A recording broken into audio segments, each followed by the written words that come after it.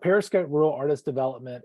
We launched this program as an expansion of our Periscope Artist Entrepreneur Training Program in this year, so in spring of 2022, and we are now recruiting for the 2023 class. So this is what we're going to talk about today are the applications and for the class of 2023. Periscope Rural Artist Development is funded through the Tennessee Arts Commission and specifically geared towards rural artists and helping them to be better artist entrepreneurs. But first, a little bit about the Arts and Business Council. We are a 501c3 nonprofit organization that leverages and unites the unique resources of the arts and business communities to create a thriving, sustainable, creative culture in Nashville and beyond. That we do that in several ways, primarily through creating mutually beneficial partnerships between the arts and business communities, by providing direct services, opportunities, and education to the creative community to help them master the business of art, which is with Periscope Rural Artist Development, or as we like to call it, Periscope RAD. That is what this program falls under, is this bringing the business skills to the creative community. We also work to inspire workplace creativity in businesses to demonstrate the impact of the arts through tangible benefits and to develop lifelong art supporters and participants. So we work both in the business community to bring creativity into the workplace, and we work within the arts community to bring business skills to artists. We have a staff right now of 4 people. Our executive director is Jill McMillan Palm. I am the director of programs. You met Eni Brocious, our program coordinator, and then we also have a development manager, Harmony Trevino. We are a small but mighty staff, but we are growing. So if you know anyone that might be a great candidate, we are looking right now for a volunteer services specialist to oversee our cornerstone program, the Volunteer Lawyers and Professionals for the Arts. We call it VLPA for short, this volunteer services specialist will also help to establish relationships with individuals and businesses whose volunteer contributions can support our mission and our strategy. And we post our job listings and all sorts of opportunities for artists on our website at abcnashville.org/opportunity. A little bit more about the Volunteer Lawyers and Professionals for the Arts. VLPA is a statewide pro bono referral program for legal services for income qualified artists and arts organizations. And so in the presentation, what I'm going to talk about is what the program is, who is eligible to apply, what the application timeline and process looks like, what you can expect if you are accepted into the RAD program, and the participation requirements, as well as the Q&A at the end. So that'll be your chance to ask all the questions that arise as I talk about all these different aspects of the program. What is Periscope RAD? It is an online intensive curriculum-based artist entrepreneur training program. What that means is that we have a classroom portion, a curriculum-based portion that lasts 8 weeks, where you are trained in entrepreneurial skills, business skills for your creative practice. So we meet on a weekly basis for 8 weeks, and then you are paired with a business mentor to work with you for 6 months to help you implement what you learn in the program.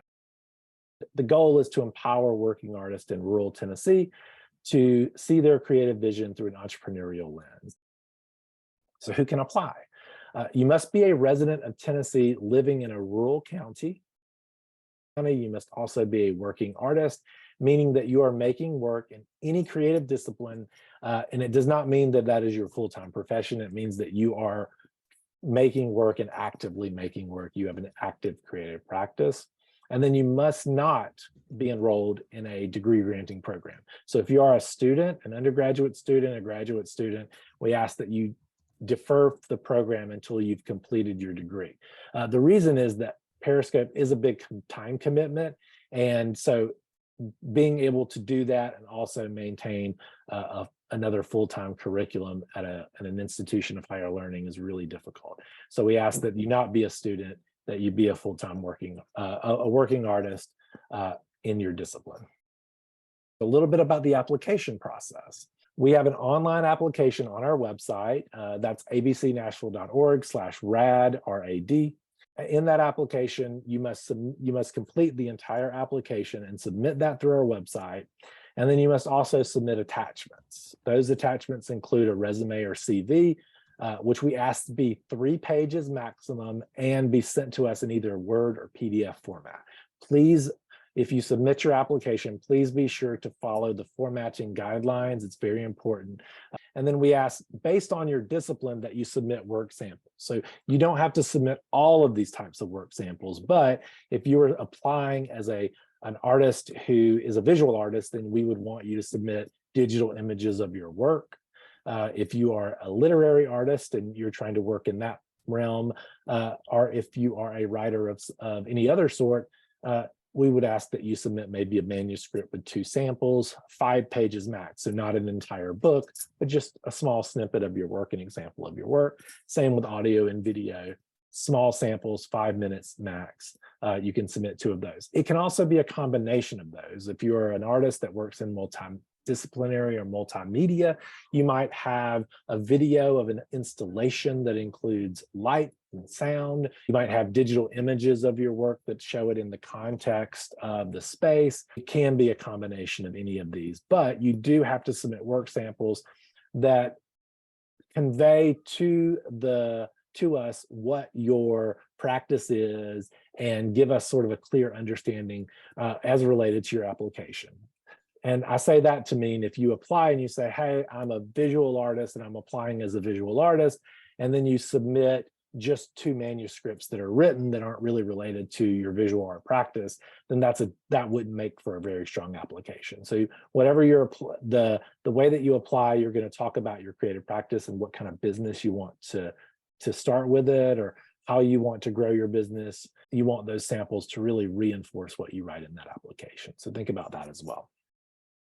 So applications are really evaluated on the basis of 4 criteria. The first is quality or creative vision. So looking at your work, looking at your creative vision and how that both, overall quality of the work, but also how that relates to the business that you're trying to start. So we wouldn't, if you say, I'm trying to create, and someone mentioned this earlier, pet portrait business, for example, you say, I want to do pet portraits, then we would look at your work in terms of this person. It wants to have a pet portrait business. They've submitted these pet portraits. What's the quality of those? It's not necessarily looking at it and going like, is this high art or craft or fine art or, whatever the case may be. It's really in the context of the application that you submit. We also look at motivation and need. So motivation is how much effort are you putting into your creative practice, into that business? How motivated are you to really get that off the ground? And then need is this program going to help you get to where you are trying to go? If you identify that the things that you need are not necessarily the things that we're teaching, that might not be as strong an application as someone who is looking for the kind of entrepreneurial training that we are providing. Additionally, when we think about need, there's also the context of like need in the, for the work that you create, in the terms of how you define your community and your audience for your work. We also look at diversity and representation. We want to have a diverse group of artists in each cohort. We want to represent a diverse spectrum of disciplines and genres and styles. And parts of the state. We want people to come from throughout the entire state, East, Middle, and West Tennessee. So we're looking at that as a whole as well. So the entire group, what is this cohort and who are the members of this cohort and how are we truly reflecting the entirety of the state of Tennessee? And then overall impression, that's kind of the final, just looking at your application holistically and saying like, what is the quality of this application overall? How does this application compare when you look at the entirety of all the applications that we've received? So that's really the criteria on which applications are evaluated. What you submit in your application and your work samples, you really want that to be a cohesive story and to really reflect both in the work and in the application as accurately and as effectively as you can what you hope to gain from this program. Program costs, there is no application fee to apply for Periscope Rural Artist Development, and there is no cost to participating artists for Periscope RAD because of the Tennessee Arts Commission's generous funding of the program. So let's say you submit your application, it's a wonderful and strong application and you're accepted into the program. This is what you can expect. You will begin with training. So we will do 8 weeks of online training. And during that time, you're going to get a big picture sort of understanding of your business models and hopefully your business model specifically, and functional business practices. That 8 weeks of training, meeting once a week with homework and group work and different things in between each session. So we're going to be meeting online via Zoom once a week, but then you're going to be working between those sessions on different assignments and different things that apply specifically to your creative business. Each week, you're going to meet with a small group to work with peers and group leaders to learn and really implement the curriculum of the program. So each week during these Zoom sessions, you will not only have curriculum presented to you, but you will also have time to do discussion and group work with a small group. And that group will be a group of about 4 or 5 artists that you will work with for the entirety of the 8 weeks of the training. So that will be sort of your core peer group that you will work with. And usually that is a strong network, a strong support network for the program, and a great way to meet artists of other disciplines from throughout the state. And finally, after the training, the 8 weeks of training, we pair you one-on-one with a high caliber business mentor for 6 months. Those business mentors are volunteers that come to us from throughout the entire state of Tennessee, and they are there to help you implement the curriculum and what you've learned and what you've determined you need to do to expand your creative practice into a creative business. And so they're commit to meet with you for 1 hour a month for 6 months to answer your questions, to make connections, to help you work through problems. They are there to be a resource and a guide as you take what you learn and implement that into your own creative practice. A typical training day, trainings happen on Thursdays, and all these times are Central Time. So if you live in the Eastern Time zone, these would be an hour later, but a typical training day begins at 9 a.m.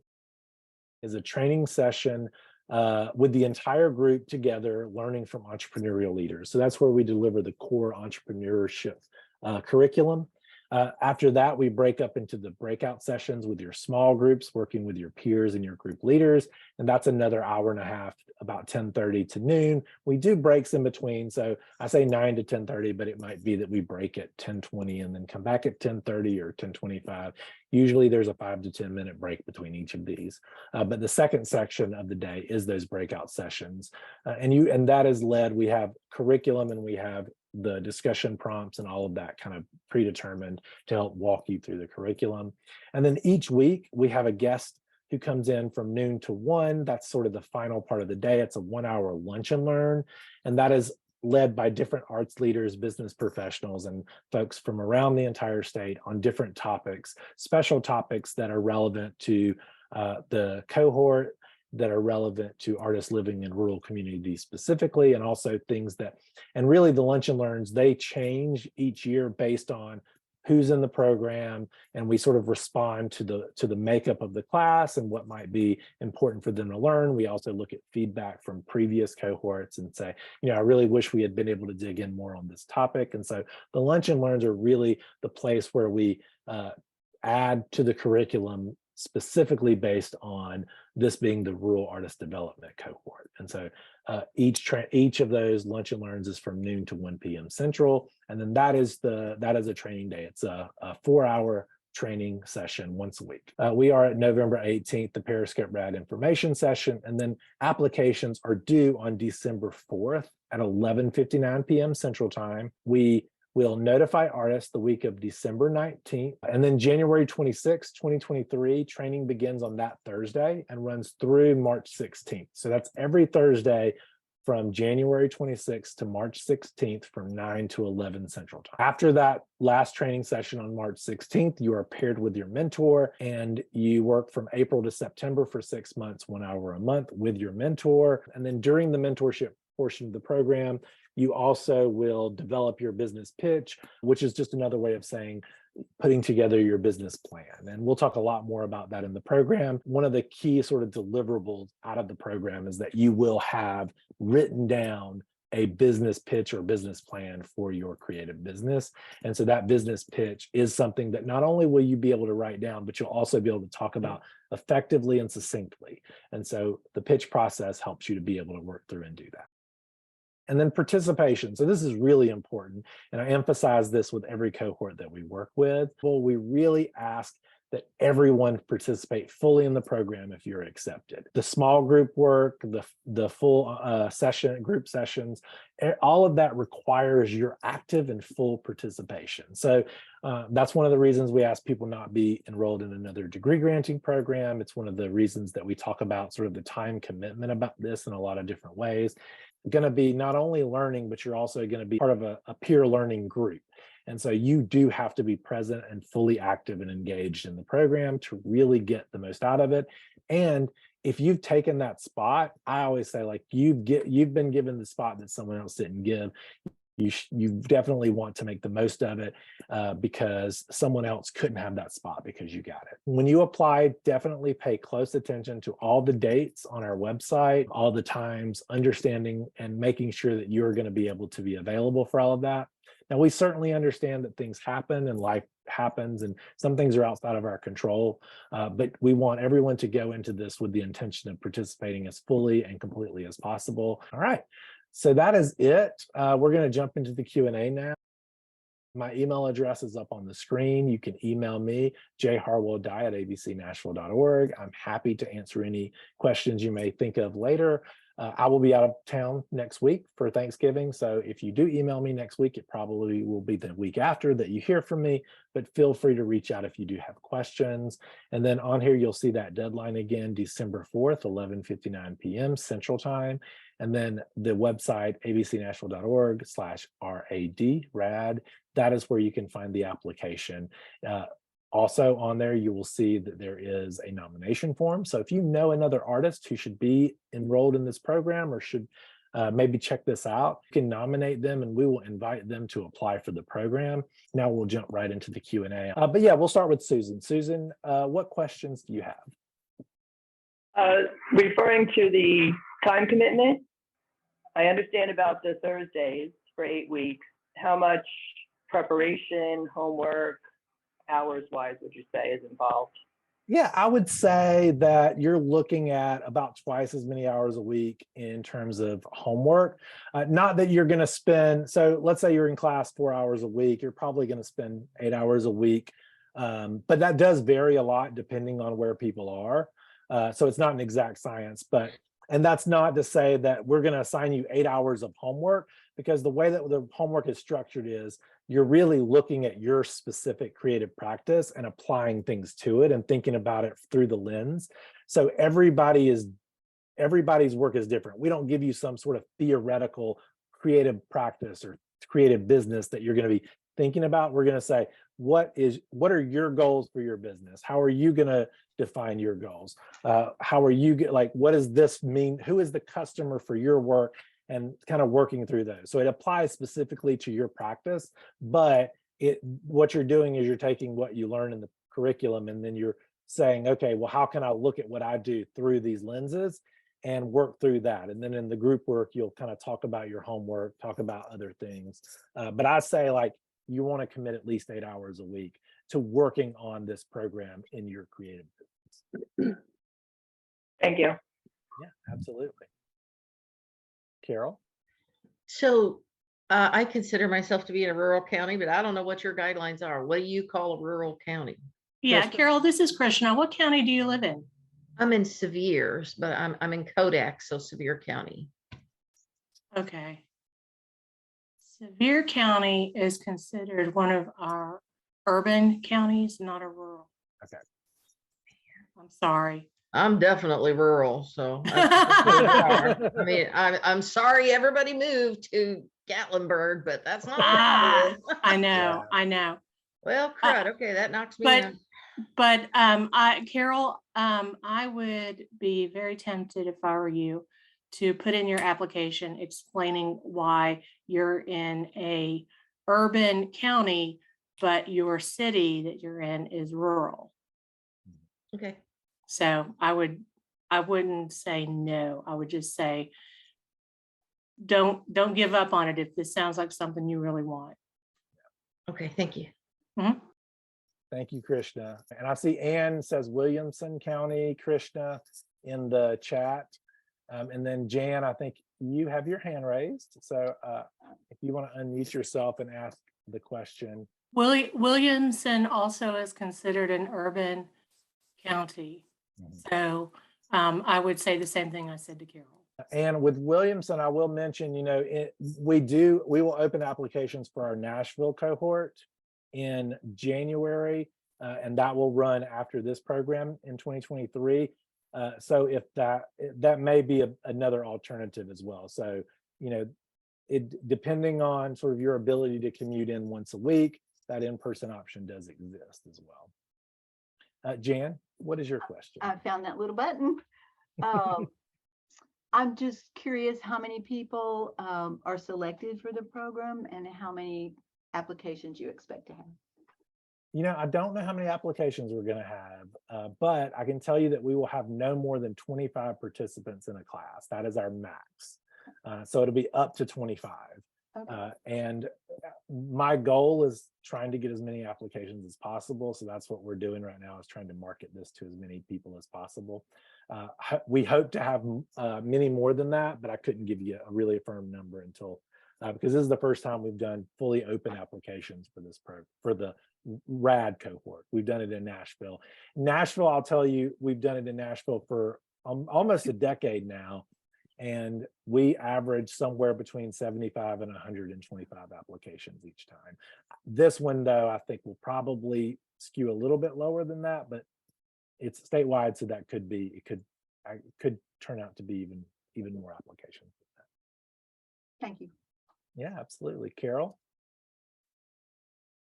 Let's say that I can't get in because I can't convince them that I'm rural enough. Okay, do you have a similar program? It sounds like you might have a similar program for for what they would consider a bigger area.